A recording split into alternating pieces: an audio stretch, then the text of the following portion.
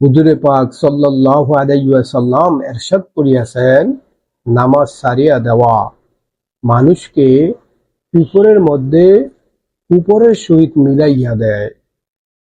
অন্য এক জায়গায় ইরশাদ হইয়াছে যে বান্দা এবং কুপুরকে মিলানোর বস্তু একমাত্র নামাজ সারিয়া দেওয়া। আরেক হাদিসে ইরশাদ হইয়াছে, ঈমান ও কুফরের পার্থক্য হইল নামাজ। দেখেন তাহলে ভাই, নামাজ কত গুরুত্বপূর্ণ একটা আমল।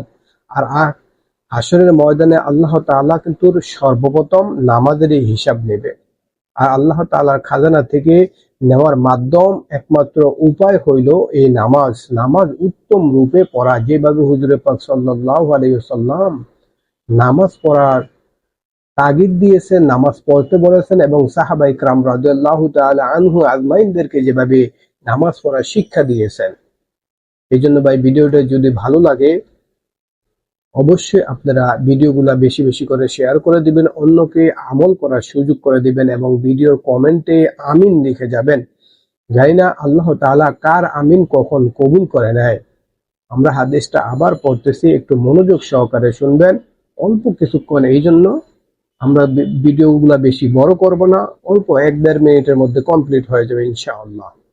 হুজুরে পাক সাল্লাল্লাহু আলাইহি ওয়াসাল্লাম ইরশাদ ফরমাইয়াছেন, নামাজ সারিয়া দেওয়া মানুষকে কুপুরের সহিত মিলাইয়া দেয়। অন্য এক জায়গায় ইরশাদ হইয়াছে যে বান্দা এবং কুপুরকে মিলানোর বস্তু একমাত্র নামাজ সারিয়া দেওয়া।